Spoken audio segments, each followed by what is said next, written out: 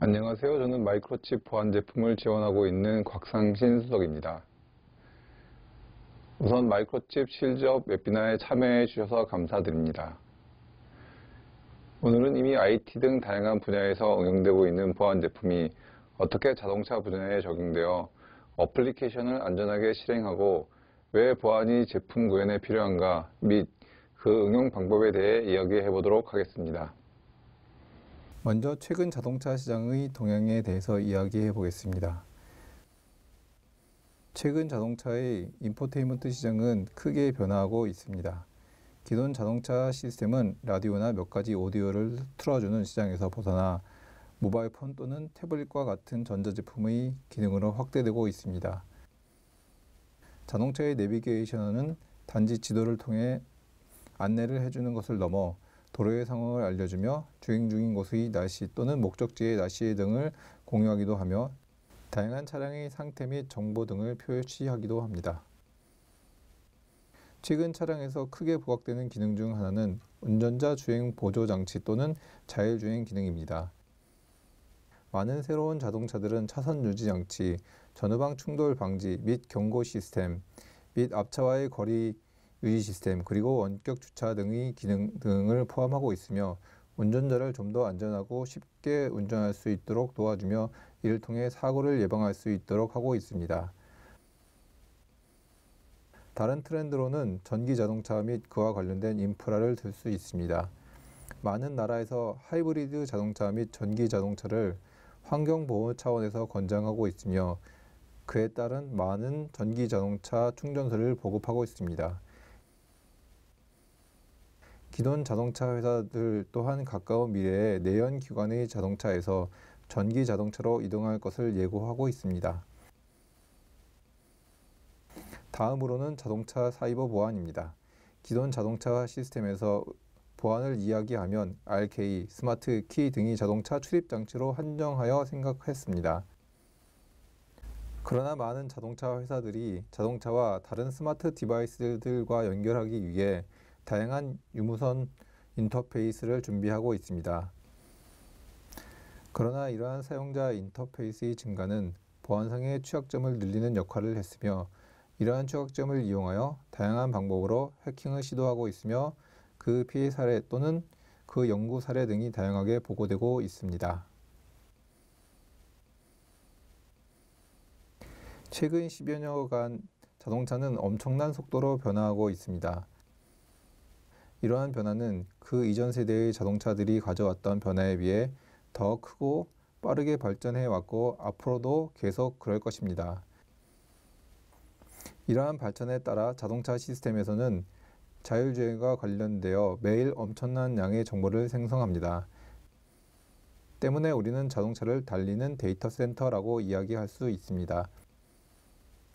예를 들어 라이다는 빛을 통해 거리를 측정하는 장비로 고출력의 레이저 펄스를 이용해 거리 및 사물의 형태를 파악하는 데 사용할 수 있습니다.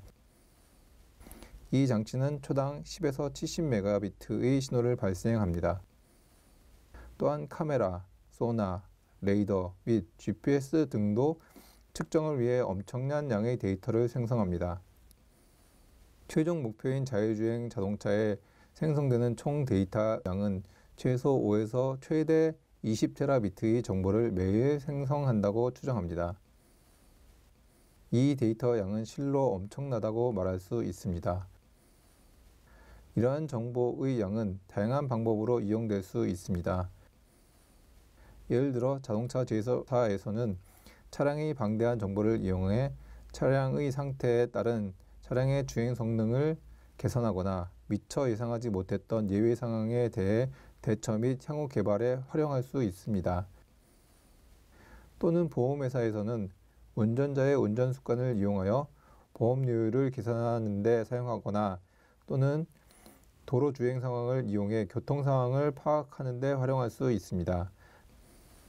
하지만 이 엄청난 양의 데이터에는 개인의 소중한 정보 등이 포함되어 있을 수 있기 때문에 취급 및 처리하는 데 주의해야 할 필요가 있습니다.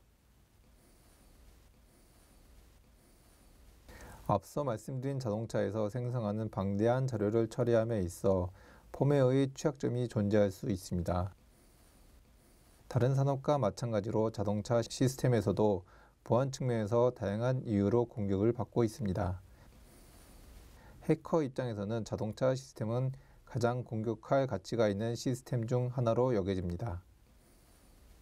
또한 역사적으로 자동차 산업에서는 이러한 공격의 방어를 위한 대비책이 다른 어플리케이션에 비해 좋다고 말할 수 없습니다.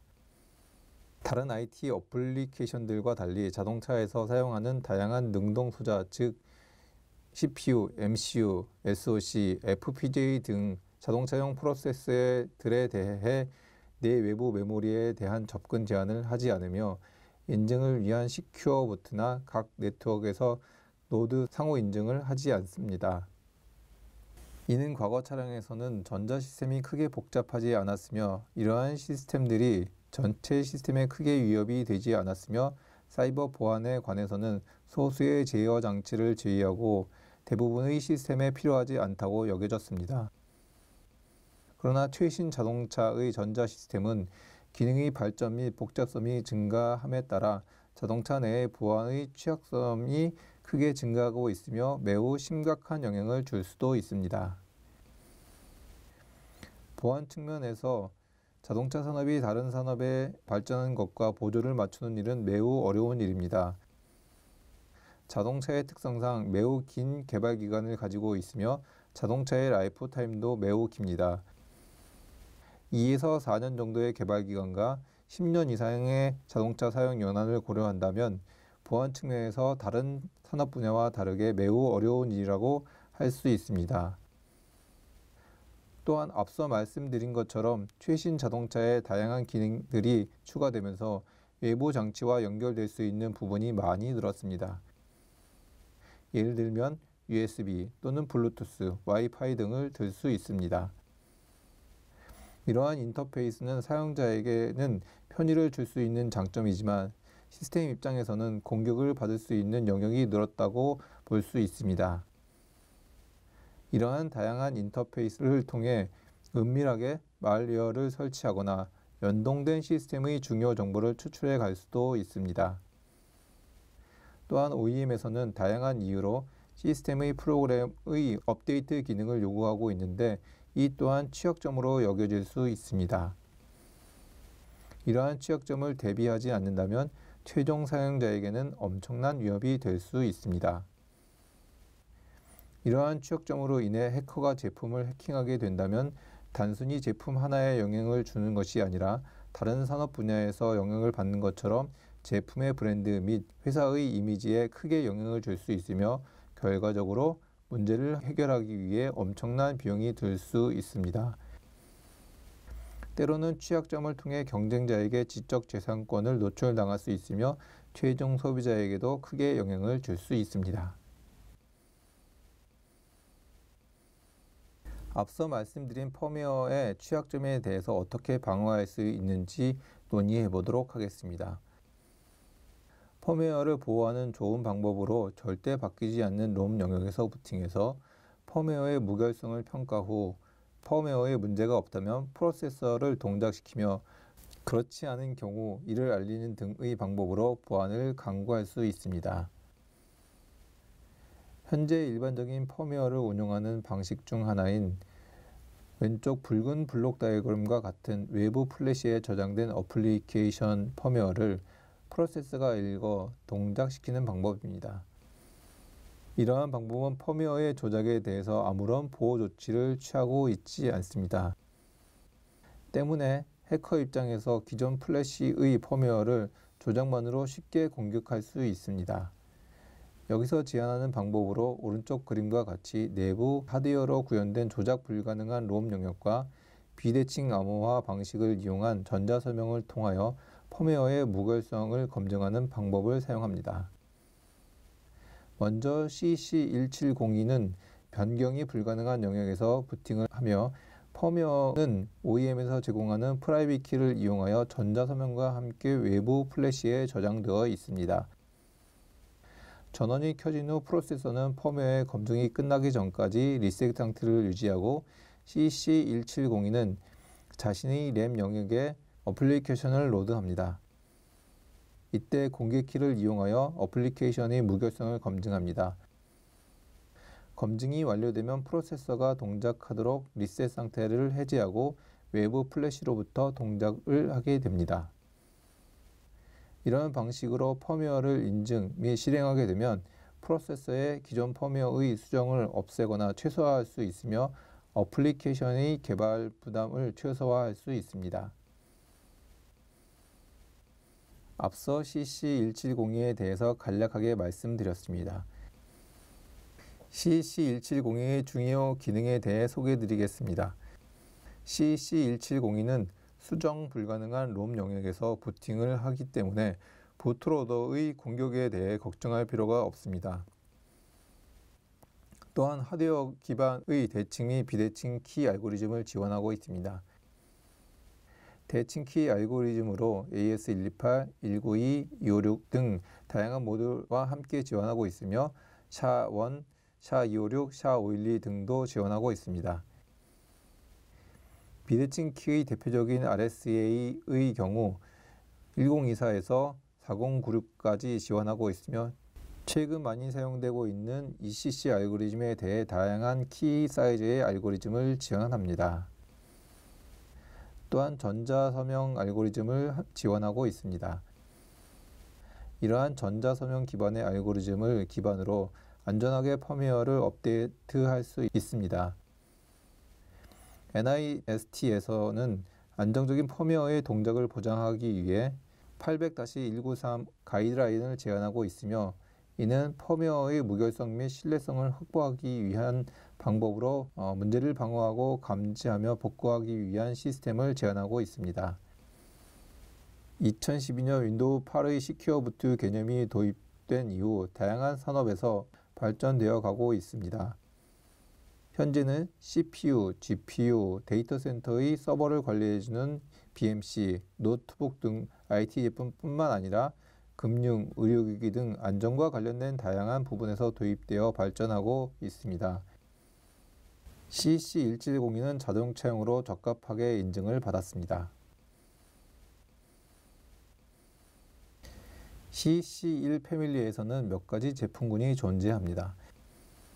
앞서 말씀드린 것처럼 자동차용으로 사용하기에 적합하게 AEC Q100 인증을 받았습니다. 또한 다양한 대칭 및 비대칭 알고리즘을 지원합니다. 이 제품군은 먼저 PC, 서버 등의 제품에서 검증이 되었으며 자동차 제품군으로 확장되었습니다. 현재 자동차 인증을 받지 않았지만 새로 출시될 제품에는 인증키 팩이나 코드의 문제가 발견되면 이전 코드로 돌아가는 롤백 기능이나 좀 더 높은 수준의 암호화를 위해 ECC P184 알고리즘을 지원하고 FIPS 800-193에서 요구하는 이중 부트 관련 등의 암호화에 관련되어 더 발전된 기능을 지원하는 제품인 CC1712도 준비되어 있습니다. 시큐어 부트에 이어 시큐어 펌웨어 업데이트도 매우 중요합니다. 때로는 시스템의 새로운 펌웨어를 업데이트를 해야 하는 경우가 발생합니다. 시큐어 펌웨어 업데이트도 시큐어 부트와 동일한 과정을 거쳐야 합니다. 새로운 펌웨어가 알고 있는 신뢰할 만한 소스로부터 왔으며 안전한지 확인할 필요가 있습니다. 새로운 어플리케이션의 이미지를 받고 전자서명 등의 확인 작업을 거쳐 새로운 펌웨어로 업데이트해야 합니다. 앞서 말씀드린 것처럼 메모리를 보호하기 위해 부트 영역에 대한 관리가 매우 중요합니다. CC1702의 내부에는 OTP 영역이 존재하며 시큐어 부트에서 검증을 위한 공개키의 저장이 가능하고 기타 암호화를 위한 개인키 또는 공개키 등을 저장할 수 있으며 사용자가 필요로 하는 개별 디바이스 ID 또는 시리얼 넘버, 그 외의 고객 정보 등을 기록할 수 있습니다. 마이크로칩에서는 다양한 방법으로 OTP의 프로비저닝 서비스를 제공하고 있습니다. 다양한 물건을 생산하는 경우 마이크로칩 공장에서 직접 프로비저닝 된 디바이스를 받으실 수 있으며 또는 다양한 서드파티를 이용해 서비스를 제공받을 수 있습니다. 가장 중요한 것은 이러한 OTP에 저장된 부분에 대해 안전하게 관리할 수 있느냐입니다. 마이크로칩에서는 이미 이전 세대의 제품을 통해 많은 이러한 서비스를 안정적으로 제공해 왔습니다. 마이크로칩은 보안에 관련되어 20년 이상의 개발 및 제품을 공급해 왔으며 기존의 제품에 최소한의 영향을 미치면서 사용할 수 있게 준비되어 있습니다. 또한 다양한 제품군을 통해 하나의 부품에서 플랫폼에 적용할 수 있는 제품까지 가지고 있습니다. 앞서 말씀드린 NIST 800-193의 가이드라인에 맞게 준비되어 있으며 다양한 레퍼런스 디자인과 개발 보드를 가지고 있습니다. 또한 프로비저닝 서비스에 관련되어서도 많은 경험을 가지고 있어 지원이 용이합니다. 또한 자동차용으로 적합하게 인증을 받았으며 다양한 고객 지원 채널을 통해 개발이 용이하도록 지원하고 있습니다. CC1702에 관련되어 더 많은 정보를 받으시려면 아래 웹사이트를 통해 데이터 시트 및 기타 정보를 확인하실 수 있습니다. 이번 실적 웹비나의 내용 중에 궁금하신 부분이나 잘 이해되지 않는 부분은 언제든지 저희 마이크로칩으로 문의해 주시면 저희가 성실껏 답변해 드리도록 하겠습니다. 그럼 웹비나를 마치도록 하겠습니다.